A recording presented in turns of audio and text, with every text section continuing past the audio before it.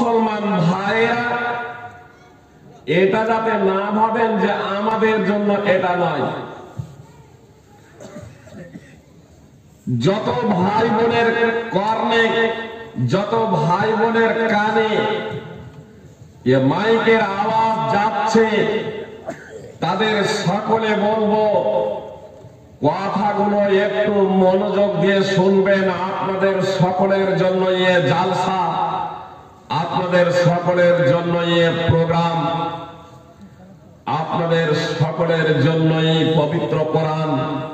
যে অমুসলিম ভাই যারা আছেন, হন না তিনি ঘোষ কিংবা ব্রাহ্মণ, মুচি চামার চন্ডাল, যে কেউ হন না কেন, সকলের জন্য, প্রত্যেক মানুষের জন্য, যারা নিজেদেরকে মানুষ বলে বিশ্বাস করেন, তাদের সকলের জন্য হচ্ছে ইসলাম ধর্ম এবং পবিত্র কোরআন এবং সুন্নাহ।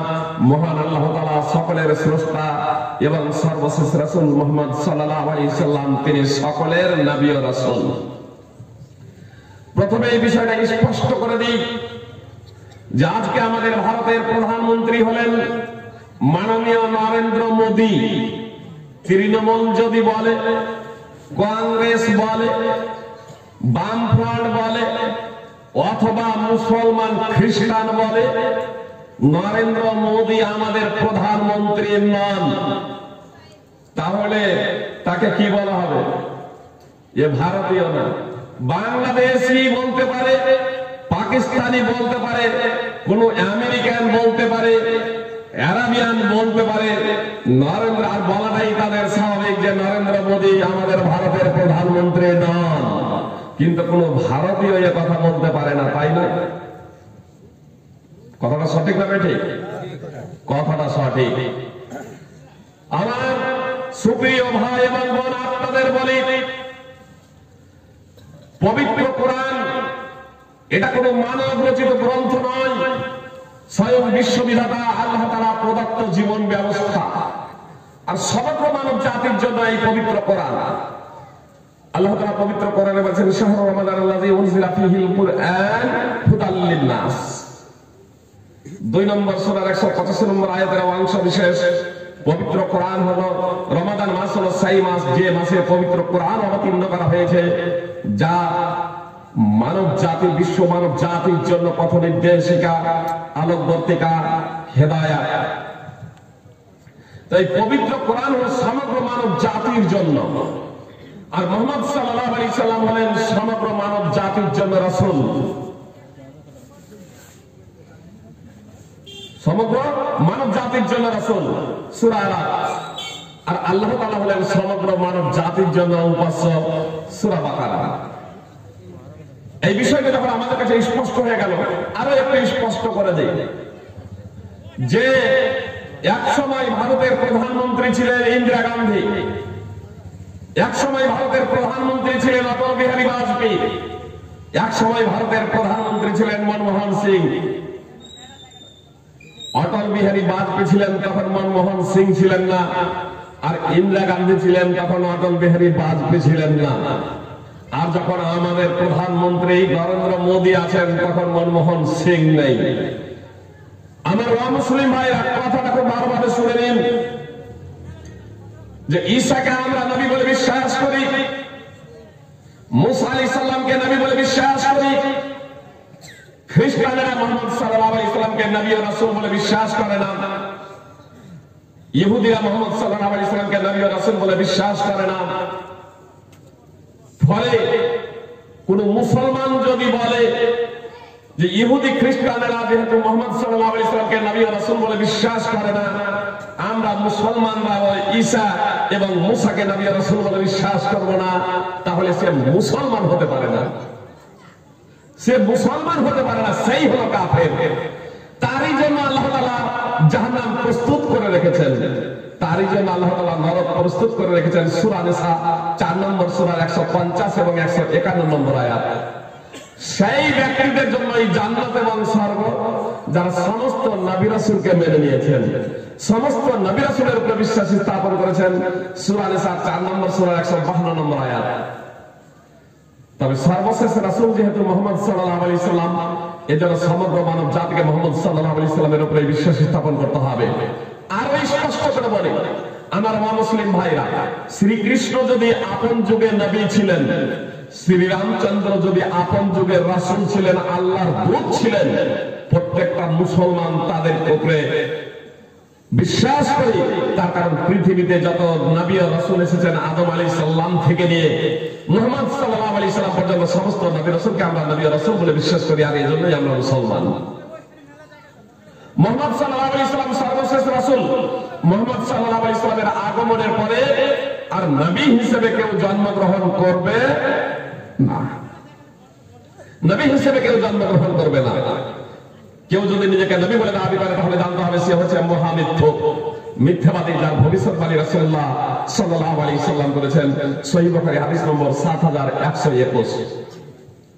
সুপ্রিয় ভাই এবং বোন, আপনাদের সামনে আজকে আমি যে আলোচনাটা রাখবো ইচ্ছা করেছি, আমরা অনেকেই বক্তব্য রাখি আর আমরা যারা শ্রোতা তারা বক্তার বক্তব্য শুনি। তবে আজকে বলবো যে মানসিক দিক থেকে একটু আমরা নিজেরা প্রত্যেকেই পরিবর্তন হয়ে যাই। এত জালসা, এত জালসা, এত প্রোগ্রাম, এত বক্তব্য, প্রচার, পাবলিসিটি হওয়া সত্ত্বেও আজ মুসলমানদের উন্নতি নেই কেন? মুসলমানদের উন্নতি নেই কেন? আমাদের সমাজে পরিবর্তন নেই কেন? আমাদের পরিবারে সুখ শান্তি নেই কেন? আর এই 21শ শতাব্দীতে যেখানে ইলেকশন ঘন্টি নির্ধারিত ভাবে কবে ইলেকশন হবে 2021-এ, আর কিছুদিনের মধ্যেই ঘোষণা হয়ে যাবে যে অমুক তারিখ পশ্চিম বাংলার মাটিতে ইলেকশন হবে। আর এই ইলেকশনকে কেন্দ্র করেও আমাদের মধ্যে একটা আতঙ্ক কাজ করছে, আমরা স্বীকার করি বা না করি। প্রশ্নটা করছে না? কি বলছেন? আমাদের মধ্যে আতঙ্ক কাজ করছে না? এই প্রেক্ষাপটে মুসলমান এবং অমুসলমান যারা আছেন, আমি প্রথমে আমার পরিচয় সাধারণভাবে শুধু এতটুকু দিই যে আমি প্রচলিত কোন রাজনীতিবিদ নয়, আমি কোন রাজনৈতিক দলের সদস্য নয়, তবে নিঃসন্দেহে আমি একজন রাজনীতিবিদ। সেই রাজনীতিবিদ যে রাজনীতি করেছেন নবী রাসূলগণ। আমরা কেউ নবী রাসূল নয়, তবে মুহাম্মদ সাল্লাল্লাহু আলাইহি সাল্লামের উম্মত এবং তার অনুসারী।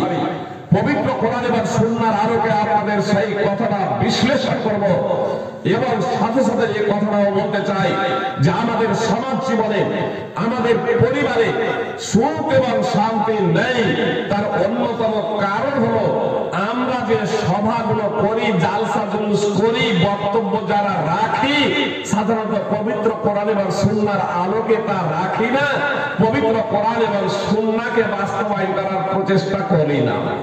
সাধারণভাবে আমার পূর্বে আলোচকরা আলোচনা করছিলেন, বিশেষ করে শেখ আব্দুল্লাহ হাফিজাহুল্লাহ খুবই গুরুত্বপূর্ণ আলোচনা করছিলেন। কণ্ঠস্বরটা যদি সুমধুর হতো, কণ্ঠস্বরটা যদি সুমধুর হতো তাহলে আপনারা তাকে সাধারণত এলাকাতে পেতেন না, হয়তো বাইরে কোথায় এখন ঘুরে বেড়াবেন। বুঝতে পেরেছেন? অভিজ্ঞতা থাক আর না থাক, মার্কেটে যারা আমরা সাধারণত বক্তব্য রাখি, একটু বলতে শিখেছি, অভিজ্ঞতা থাক আর না থাক, কণ্ঠস্বরটা ভালো, যাই বলি না কেন আপনারা শুনেন। আর আপনার মোটা অঙ্কের টাকাও 15,000 20,000 পকেটে ভরে দিতে কোনো সমস্যা আপনাদের হয় না। দাবি করলাম 15,000 টাকা, 20,000 টাকা আপনারা দিয়ে দিলেন, আর আমরাও সেই ধরনের আপনাদের মন যেগুলো চাই, যুবক যুবতীরা চাই, সেই কথাগুলোই আমরা তখন বলি। ভাই সকল, এটা আমাদের ভুলে গেলে চলবে না। বক্তাও জাহান্নামে যাবে, শ্রোতাও জাহান্নামে যাবে। সহিহ বুখারীর হাদিস, হাদিস নম্বর 3267। বক্তাও জাহান্নামে যাবে, শ্রোতাও জাহান্নামে যাবে। হাদিস উঠিয়ে দেখুন, বক্তাও জাহান্নামে, শ্রোতাও জাহান্নামে। আমরা সেই বক্তা হতে চাই না, সেই শ্রোতা হতে চাই না যারা জাহান্নামে যাবে। কি বলছেন? জাহান্নামে যাওয়ার জন্য এসেছেন? নিয়তটাকে পরিবর্তন করে নিন, নিয়তটাকে পরিশুদ্ধ করে নিন। পবিত্র কোরআন শুনবো, পবিত্র কোরআন বলবো এবং পবিত্র সুন্নাহ শুনবো এবং সুন্নাহ বলবো, আর পবিত্র কোরআন এবং সুন্নাহ অনুযায়ী আমরা নিজেদের জীবনকে পরিচালনা করব। এই প্রেক্ষাপটে একটু সাধারণভাবে একটু বর্তমান পরিস্থিতির উপরে আপনাদের দৃষ্টি আকর্ষণ করছি। অতঃপর আমি আমাদের সমাজে কিভাবে শান্তি প্রতিষ্ঠিত হতে পারে সেই প্রসঙ্গে আমি চলে আসবো ইনশাআল্লাহ। প্রথমে আপনাদের বলতে চাই, এই 21শ শতাব্দীতে বিশেষ করে এই 2021-এ সামনে যে নির্বাচন, এই নির্বাচনকে কেন্দ্র করে কিন্তু বাজার গরম হতে শুরু করেছে। একেবারে বাজার গরম। মুসলমান এবং অমুসলমান আপনাদের খুব ভালোভাবে বলি, আপনাকে নানা ধরনের প্রলোভন দেওয়া হবে। এনআরসি আর সিএ কে কেন্দ্র করে বাজার উত্তপ্ত অতীতে হয়েছে, আবার হবে। আপনারা দেখেছেন আসামের মাটিতে 19 লক্ষ ভারতীয়র নাম এনআরসিতে আসেনি। 19 লক্ষ ভারতীয়ের নাম এনআরসিতে আসেনি। আমার মুসলমান ভাইরা, আপনারা ভাববেন না যে তারা মুসলমান। 1 থেকে 1.5 লক্ষ মুসলমান নাম কম এসেছে। 19 লক্ষ, 19 লক্ষ। এই 19 লক্ষের মধ্যে প্রায় 1 থেকে 1.5 লক্ষ মুসলমান, বাকি সবই হলো অমুসলমান। অমিত শাহর কথা ভুলে গেলে চলবে না।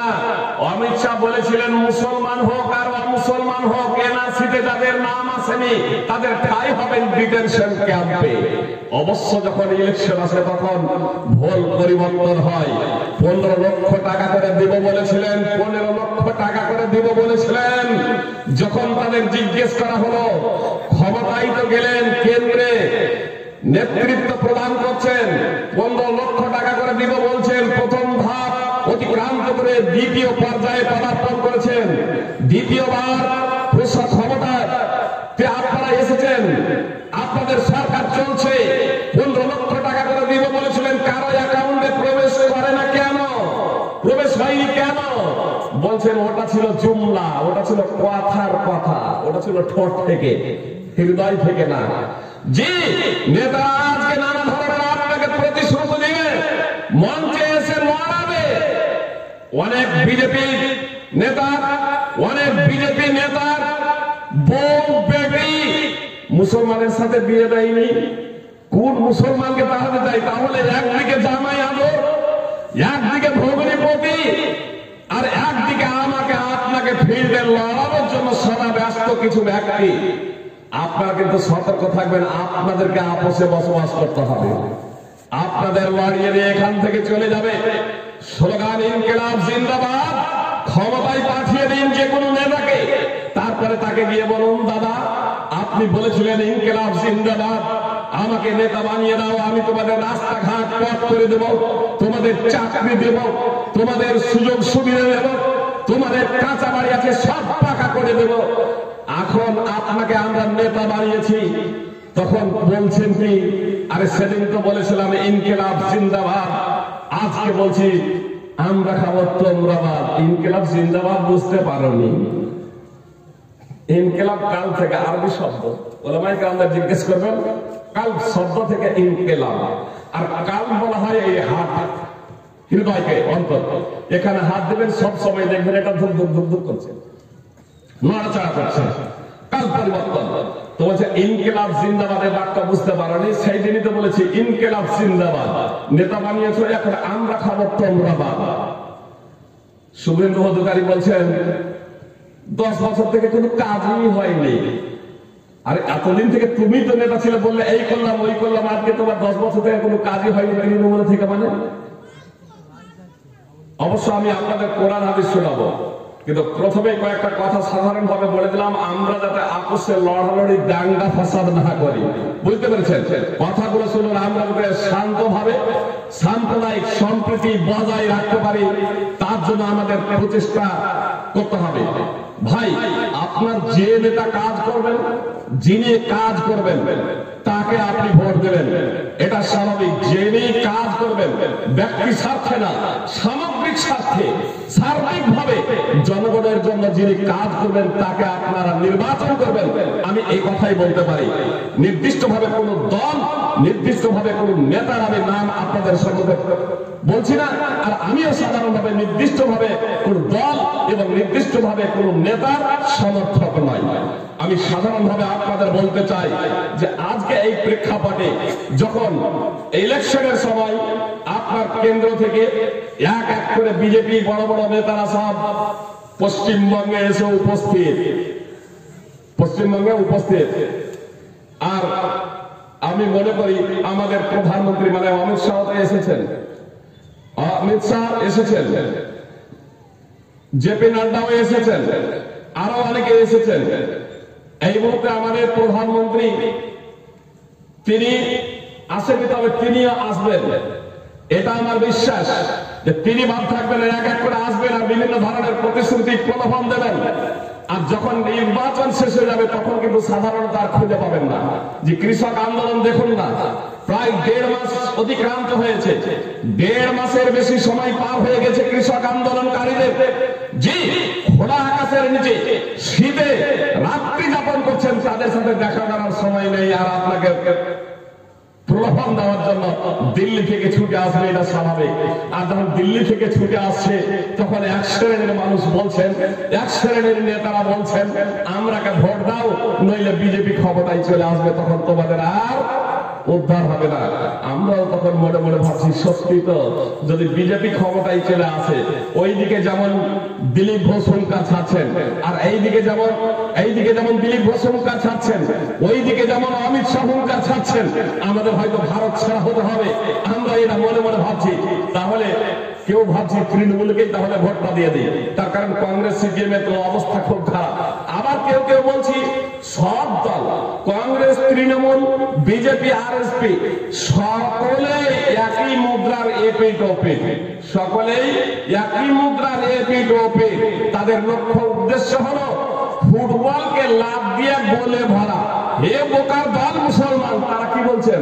বলছে হে বোকা মুসলমান দল, আর কতদিন খালি তোমাদের মধ্যে রাখবে, আর কতদিন বোকা হয়ে থাকবে? আর ফুটবল হয়ে থাকলে হবে না, এখন তোমাদের খেলাড়ি হতে হবে, এখন তোমাদের প্লেয়ার হতে হবে, এখন তোমাদের ফুটবলকে লাভ মারতে হবে। সুপ্রিয় ভাই এবং বোন, শুধু সাধারণ মানুষ না, এই কথাগুলো কিছু বলতে শুরু করেছেন, কিছু আলেম ওলামাও বলতে শুরু করেছেন।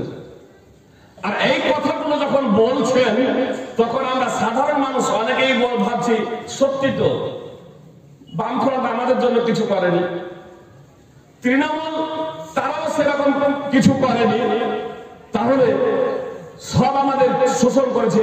কংগ্রেসও বামফ্রন্টের আগে ক্ষমতায় ছিল, তারাও বিশেষ কিছু করেনি। তাহলে এখন আমাদের নিজের পায়ে দাঁড়াতে হবে। কি বলছেন? এখন আমাদের খেলাড়ি হতে হবে, এখন আমাদের প্লেয়ার হতে হবে, আর ফুটবল হয়ে থাকলে চলবে না। আপনাদের কাছে আমার একটা জিজ্ঞাসা, অমুসলমান ভাইয়েরা যারা আছেন তারাও কথাটা খুব ভালোভাবে শুনুন। আপনাদের কাছে আমার একটা জিজ্ঞাসা, বলুন যদি আমরা এখন খেলাড়ি হয়ে যাই, যে জায়গাতে যেমন ভাবে আমরা অবস্থান করছি, আমাদের জীবন যাত্রা, আমাদের খাওয়া দাওয়া, চলাফেরা, উঠা বসা যেমন আছে তেমনই থাকে, আর আমরা যদি খেলাড়ি হয়ে যাই, আরো আপনাদের স্পষ্ট করে বলি, এই সাধারণ মানুষগুলো যারা আছেন কথাটা খুব ভালোভাবে শুনুন, মূল্যায়ন করুন, বুঝার প্রচেষ্টা করুন, হৃদয় শক্তি দিয়ে, হৃদয় দিয়ে অনুধাবন করুন, আপনার বিষয়টাকে মূল্যায়ন করুন। আপনাদের বলছি, যে অবস্থায় আমরা আছি এই অবস্থাতে থেকে আলেম ওলামা, পীর, মুফতি, বক্তাদের পশ্চিমবঙ্গের মুখ্যমন্ত্রী বানিয়ে দেওয়া হলো, ভারতের প্রধানমন্ত্রী বানিয়ে দেওয়া হলো, ভারতের রাষ্ট্রপতি বানিয়ে দেওয়া হলো। কোন পীরকে মুখ্যমন্ত্রী, কোন পীরকে, কোন রাজ্যের মুখ্যমন্ত্রী, কোন মুফতিকে দেশের প্রধানমন্ত্রী, আর কোন বক্তার, কোন আলেম ধর্মীয় পণ্ডিতকে দিয়ে মুসলমানগুলোকে বানিয়ে দেওয়া হলো রাষ্ট্রপতি, এবং সুপ্রিম কোর্ট ও হাইকোর্টের প্রধান বিচারপতি এদেরকে বানিয়ে দেওয়া হলো। ঠিক আছে, সব বানিয়ে দেওয়া হলো, এমনকি প্রধানের মেম্বার, ডিএম, এসপি সব বানিয়ে দেওয়া হলো মুফতি, আলেম ওলামাকে। ও মুসলমান তো মুসলমান, জনসাধারণ তো জনসাধারণ, বলুন এই পীর মুফতি আলেম ওলামা এদিক শান্তিতে একটু বসবাস করতে পারবে তো? কি বলছেন? বিষয় হয়তো বোঝাতে পারলাম না। যে এদিক শান্তিতে বসবাস করতে পারবে তো?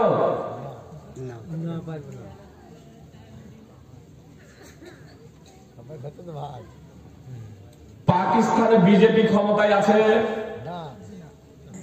বাংলাদেশে তৃণমূল ক্ষমতায় আছে, 50-এরও বেশি দেশ আছে মুসলমান, 50-এরও বেশি দেশ। দেশে শান্তি তো দূরের কথা, সমাজে শান্তি নেই কেন? একটু অনুসন্ধান করবেন না? একটু মূল্যায়ন করবেন না? আমাদের সমাজে শান্তি নেই কেন? আমাদের পরিবারে শান্তি নেই কেন? আমাদের দাঙ্গা ফাসাদ মারপিট লেগেই আছে কেন? শাশুড়ি বইয়ে দ্বন্দ্ব, বাপ বেটাতে লড়াই, ভাই ভাই লড়াই, মাতা কন্যায় লড়াই, শাশুড়ি বইয়ে লড়াই, যায় যায় ননদে, ননদ যায় ননদে, আপনার লড়াই, আত্মীয় স্বজনে, পাড়া প্রতিবেশীতে সুখ এবং শান্তি নেই কেন? এর জন্য অনুসন্ধান করবেন না? এর জন্য মূল্যায়ন করবেন না? অথচ বলছেন যে ইসলাম মানে শান্তি, সালাম মানে শান্তি। ইসলামের আবিধানিক অর্থ হলো আত্মসমর্পণ করা, আর পারিভাষিক অর্থ হলো বিশ্ববিধাতার কাছে আত্মসমর্পণ করা। আর যে ব্যক্তি বিশ্ববিধাতার কাছে আত্মসমর্পণ করে তাকে মুসলিম বলে। আর বিশ্ববিধাতার কাছে আত্মসমর্পণ যে করে, যারা করে, তাদের মধ্যে শান্তি প্রতিষ্ঠিত হয়। আজকে আমরা নিজেদেরকে মুসলিম বলে দাবি করছি, অথচ আমাদের সমাজে, আমাদের পাড়ায়, আমাদের ঘরে, আমাদের পরিবারে শান্তি নেই কেন? একটু মূল্যায়ন করবেন না? ভাই সকল, এই পরিস্থিতিতেও মুসলমানরা ইসলাম কবুল করছে কেন? মার খাওয়ার জন্য। 3-4 বছর আগে বিশ্বন্ত পোদ্দার কলকাতা হাইকোর্টের সামনে প্রকাশ্যভাবে বিকম, সে ছেলেটা এখন বিকমে পড়াশোনা করছে। কলকাতার বিশ্বন্ত পোদ্দার, বর্তমানে তার নাম হচ্ছে বেলাল পোদ্দার। সেই বেলাল পোদ্দার হাইকোর্টের সামনে প্রকাশ্যভাবে ঘোষণা দিয়েছিল, আশহাদু আল্লা ইলাহা ইল্লাল্লাহ ওয়া আশহাদু আন্না মুহাম্মাদান আবদুহু ওয়া রাসূলুহু। যে সময় মুসলমানদের উপরে জুলম নির্যাতন চলছে প্রায় সারা পৃথিবীতে, সেই অবস্থাতে মার খাওয়ার জন্য মুসলমান হলো। শুধু সেই নয়, অনেক ব্যক্তি মুসলমান হচ্ছে এই পরিস্থিতিতে, এই অবস্থাতে কেন? আমাদের মুসলমানদেরকে দেখে, যে মুসলমানদের দেখে নয়, পবিত্র কোরআন এবং সুন্নাহ দেখে, ইসলামকে দেখে। ভাই সকল, আমরা জন্মগত মুসলমান হওয়ার কারণে ইসলামটা কি বুঝতে পারিনি। আর সিংহভাগ বক্তা পেশাদারি, যেমন সিংহভাগ জালসা কমিটি আমরা সাধারণত, আপনারা গালি দিবেন আর কি করবেন সেটা স্বতন্ত্র ব্যাপার।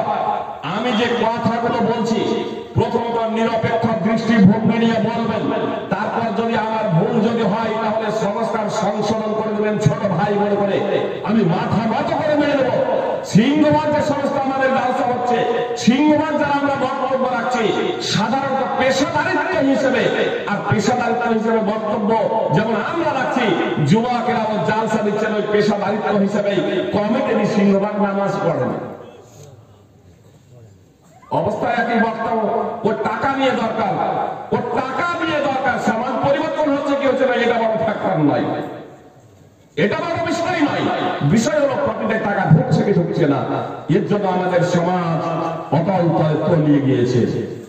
ভাই সকল, বলবেন যে তাহলে এই প্রেক্ষাপটে আপনি কি বলতে চাচ্ছেন? যদি ক্ষমতায় যদি বিজেপি চলে আসে তাহলে তো বিশাল সমস্যা।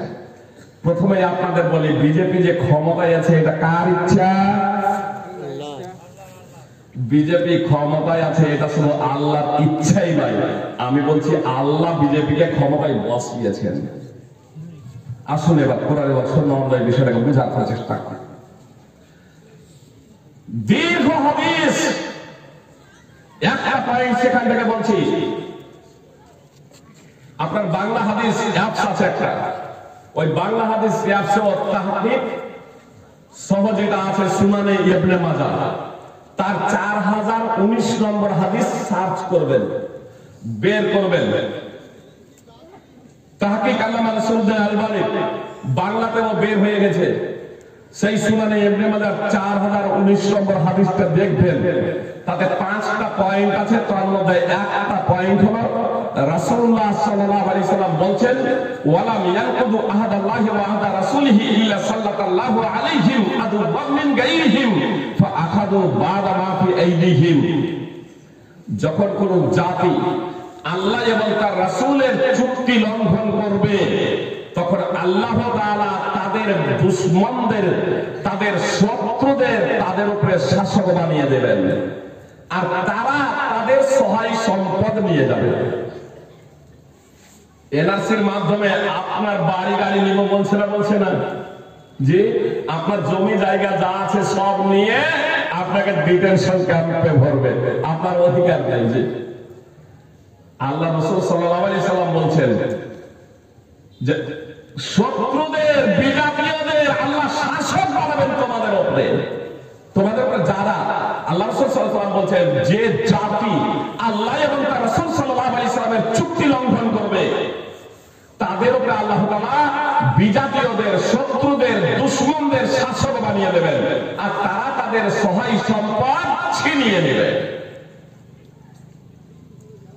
আমরা কি আল্লাহর চুক্তি এবং রাসূলুল্লাহ সাল্লাল্লাহু আলাইহি ওয়াসাল্লামের চুক্তি লঙ্ঘন করেছি, যে আজকে আমাদের উপরে বিজাতীয়কে শাসক বানিয়েছেন আল্লাহ তাআলা? যে ভারতে আমরা 700 বছর ধরে শাসন ক্ষমতা পরিচালনা করেছি না করিনি? 700 বছর ধরে এই ভারতের মাটিতে আমাদের শাসন ক্ষমতা ছিল। স্পেন 1000 বছর, স্পেনকে 1000 বছর ধরে শাসন করেছি। সেই শাসন ক্ষমতা গেল কোথায়? আমরাই তো ছিলাম পাওয়ারওয়ালা। জি, যখন কোরআন এবং সুন্নাহকে আপনি ধরে থাকবেন, কোরআন সুন্নাহকে ধরে থাকবেন, তখন আল্লাহ তাআলা মর্যাদা এবং সম্মান দান করবেন। সহিহ মুসলিম হাদিস নম্বর 817 এবং সুনানে ইবনে মাজাহ হাদিস নম্বর 218। আর যখন কোরআন এবং সুন্নাহকে ছেড়ে দেবেন, তখন আল্লাহ তাআলা অপমানিত এবং লাঞ্ছিত করবেন। বাস্তবে আজকে আমাদের সাথে ঘটেছে তাই। বলুন, আজকে আমরা কোরআন এবং সুন্নাহ কতটুকু মানছি? কোরআন এবং সুন্নাহ মানছি তো? কোরআন সুন্নাহ মানছি তো? কতটুকু মানছি? যারা অনেকেই মানি না, মানার বলবেন যে মানি না, আবার কেমন কথা বলছেন, না মানলে তো মুসলমানই হবে না। আমি সেই চিত্রটা আপনাদের সম্মুখে তুলে ধরবো, সেই চিত্রটাই আপনাদের সম্মুখে তুলে ধরবো। একটু শুধু ধৈর্য ধারণ করুন, যে এই প্রেক্ষাপটে কেউ বলতে পারেন যে এই প্রেক্ষাপটে আমাদের পরিত্রাণের উপায় কি, আমাদের মুক্তির উপায় কি? তার কারণ দল যদি তৈরি না করি, আমরা যদি খেলাড়ি না হই, তাহলে মার খেতেই থাকবো, আমার আপনার রক্ত ঝরবে। জি, কোরআন এবং সুন্নাহ অধ্যয়ন করুন। এটা ইসলামী নীতি না, এটা ইসলামী পদ্ধতি না। কি করতে হবে সেই বিষয়ের দিকে আমি আপনাদের দৃষ্টি আকর্ষণ করছি। ওই হাদিস থেকে আর একটা পয়েন্ট বলে দিই, তারপরে আসছি আলোচনা। সারা পৃথিবীতে সুপার পাওয়ার কোন দেশ? আমেরিকা। ছোট্ট একটা ভাইরাস, করোনা ভাইরাস, কোভিড-19, এমন ভাবে আমেরিকার মাজা কাজ করেছে, সোজা হয়ে দাঁড়াতে পারছে না। জি,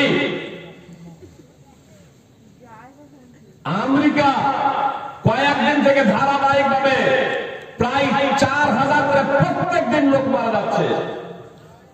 আপনার ফিলিস্তিন, ইরাক, বিভিন্ন জায়গায় গণকবর দেয়নি?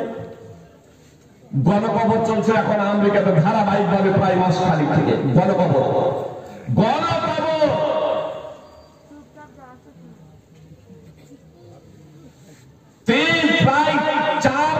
প্রায় 4 লক্ষ আমেরিকাতে মানুষ মৃত্যুবরণ করেছে। 2,35,00,000 আক্রান্ত করোনা ভাইরাসে।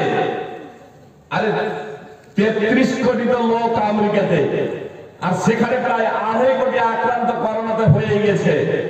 প্রায় 2 লক্ষ প্লাস প্রত্যেক দিন আক্রান্ত হচ্ছে এখন আমেরিকাতে। 25 জনকে আপনার ভ্যাকসিন দেওয়া হয়েছিল করোনা নিবারণের জন্য, করোনা রোকার জন্য। যে ভ্যাকসিন যদি দেওয়া হয় তাহলে আর মারা যাবে না। যাদেরকে ভ্যাকসিন দিয়েছিল 25 জন ভ্যাকসিন নেওয়ার পরেও মারা গিয়েছে। জি, আজকের রিপোর্ট দেখুন। ইসরায়েল আবার খবর আছে যে করোনা থেকে ভয়ঙ্কর। কেন? অত্র হাদিসে আছে রাসূলুল্লাহ সাল্লাল্লাহু আলাইহি ওয়াসাল্লাম বলছেন, যখন কোন জাতির মধ্যে সুপ্রিয় ভাই এবং বোন, কথাটা খুব ভালোভাবে শুনুন। আল্লাহ রাসূল সাল্লাল্লাহু আলাইহি ওয়াসাল্লাম বলছেন, যখন কোন জাতির মধ্যে প্রকাশ্যে ব্যভিচার জেনা অশ্লীলতা ছড়িয়ে পড়বে, তখন তাদের মধ্যে মহা ব্যাধি রূপে প্লেগ রোগ ওয়াল আউজাউল্লাতী লাম তাকুন মাদাত ফি আসলাফিহিম আল্লাযীনা মাদাউ, এবং এমন এমন রোগ ব্যাধি বালা মুসিবত আসবে যা আগেকার লোকেদের মাঝে কখনো দেখা যায়নি, কখনো শোনা যায়নি। করোনা ভাইরাসের নাম আগে শুনেননি, বয়স অনেকের 60, 70, 80 হয়ে গেছে, নাম শুনেছেন corona virus? Corona virus COVID-19 2019 আগে শুনেননি, জানতেন না। আল্লাহ রাসূল সাল্লাল্লাহু আলাইহি সাল্লাম বলছেন, যখন মহাব্যাধি, যখন ব্যভিচার, জিনা, অশ্লীলতা, বেহায়াপনা, নির্লজ্জতা ব্যাপক রূপ ধারণ করবে, তখন তাদের মধ্যে এমন এমন রোগ ব্যাধি বাধা মুসিবত আসবে যা আগেকার লোকেদের মাঝে কখনো দেখা যায়নি, কখনো শোনা যায়নি। সুনানে ইবনে মাজাহ হাদিস নম্বর 4019, যে বিভিন্ন ধরনের ভ্যাকসিন আবিষ্কার করুন, আরো নিত্য নতুন আসবে। একটা ভ্যাকসিনে একটা রোগের ভ্যাকসিন আবিষ্কার হয়ে কার্যকরী সঠিকভাবে হচ্ছে না, 100% কার্যকরী হচ্ছে না, সবারই কাছে পৌঁছায়নি, ওষুধ ভ্যাকসিন দেওয়ার পরেও মারা যাচ্ছে। আর সেই অবস্থায় তার থেকে আরো মারাত্মক স্ট্রেন মহাব্যাধি এসে থামা বসিয়েছে। যাবেন কোন দিকে? যাবেন কোন দিকে? আপনার যদি রোগ নিরাময় করতে হয়, তাহলে রোগটাকে নির্ণয় করতে হবে। অশ্লীলতা, বেহায়াপনা, নির্লজ্জতা, জেনা, ব্যভিচার, যে এগুলোকে বন্ধ করুন। বেশ্যা, পতিতালয়, এগুলোকে বন্ধ করুন। 18 বছরের নিচে বিয়ে করলে অপরাধ, 18 বছরের নিচে বিয়ে করলে অপরাধ। কিন্তু যদি 10-12 বছর, 15-16 বছরে যদি প্রেম নিবেদন হয়,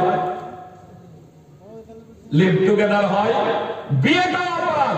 একজন যুবক এবং একজন যুবতী, একজন যুবক একজন যুবতী, একজন ছেলে একজন মেয়ে 18 বছরের নিচে যে পার্কে ফেলেছে, কোনো সমস্যা নেই, বিয়ে তো পারেনি, বিয়ে করলে অপরাধ, বিয়ে করলে অপরাধ।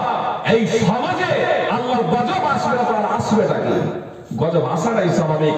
সুপ্রিয় ভাই এবং বোন, একটু আমাদের সতর্কতা হবে। ভাই সকল বলবেন যে ফাইজি সাহেব 2021-এ যখন আমরা আতঙ্কে ভুগছি, আর তখন আপনি কোরআন হাদিসের কোন বাণী শোনাতে চাচ্ছেন? সুপ্রিয় ভাই এবং বোন, প্রথমে আপনাদের বলি যে অতীতে যে আল্লাহ ছিলেন, পৃথিবী সৃষ্টি করার সময় যে আল্লাহ ছিলেন, সেই আল্লাহ এখন আছেন তো? বনি ইসরাইলের যুগে যে আল্লাহ ছিলেন, সেই আল্লাহ এখন আছেন তো? ইব্রাহিম আলাইহিস সালামের যুগে যে আল্লাহ ছিলেন, সেই আল্লাহ আছেন তো? ইউসুফ আলাইহিস সালামের যুগে যে আল্লাহ ছিলেন, সেই আল্লাহ আছেন, সেই আল্লাহ থাকবেন। আল্লাহ তাআলা ওয়াদা দিয়ে বলেন, যখন কিছু ছিল না তখন আল্লাহ ছিলেন, তখন আল্লাহ ছিলেন, আর যখন সবকিছু ধ্বংস হয়ে যাবে তখন আল্লাহ থাকবেন। তো সেই মহান আল্লাহ তাআলার ক্ষমতা কি, সেই ক্ষমতাটা আমরা বুঝতে পারি না। ভাই সকল, সুপ্রিম কোর্ট বলল কৃষক বিল স্থগিত, আন্দোলনকারীরা মানছেন না, যে বাড়ি যাওয়ার পরই তখন বলবে আবার লাগবে, আবার চলো স্থগিত করেছিলাম, আমরা প্রত্যাহার করে নিলাম, ক্যান্সেল করো, বাতিল করো। বাতিলের দাবিতে এখনো চলছে ধর্ণা, এখনো চলছে ধর্ণা। জি, নরেন্দ্র মোদী, আমাদের মাননীয় নরেন্দ্র মোদী, বিজেপি সরকার, তারা যদি বলে দেন কৃষি আন্দোলন প্রত্যাহার করে নিলাম, তাহলে খোলা আকাশের নিচে আন্দোলনকারীরা থাকবে না। যদি কেন্দ্রীয় সরকার বলে এনআরসি হবে না, আসামে যে 19 লক্ষ মানুষের নাম আসেনি, তারা ভারতের নাগরিক, সবাই ভারতের নাগরিক, ভারতে যারা জন্মেছে, ভারতে বসবাস করছে, সবাই ভারতের নাগরিক, তাহলে কারো সমস্যা আছে? কারো ভয় থাকবে? আমরা আসলে আল্লাহকে চিনতে পারিনি।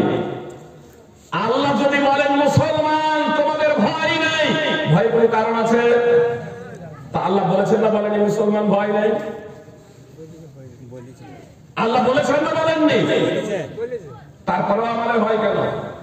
দেখুন আল্লাহ তাআলা কত মহাশক্তিধর, কত মহাশক্তিধর। বিষয়টাকে অনুধাবন করুন, বুঝার প্রচেষ্টা করুন। খুব সাধারণ ভাবে কথাগুলো আপনাদের সামনে তুলে ধরছি। মানে আমাদের অবস্থাটা, অতীতে বিভিন্ন ধরনের জাতি এসেছে, পবিত্র কোরআন আল্লাহ তাআলা বিভিন্ন জাতির কথা উল্লেখ করেছেন। পবিত্র কোরআন কোন নাটকের বই নয়, পবিত্র কোরআন কোন গল্পের বই নয়, পবিত্র কোরআন কোন উপন্যাসের বই নয়। পবিত্র কোরআনে নবী রাসূলদের ইতিহাস বর্ণনা করেছেন। কেন? তার জবাব দিয়েছেন আল্লাহ তাআলা, লাকাদ কানা ফি কাসাসিহিম ইবরাতুন লিউলিল আলবাব। নবী রাসূলদের জীবনীতে বুদ্ধিজীবীদের জন্য রয়েছে শিক্ষণীয় বিষয়। সূরা ইউসুফ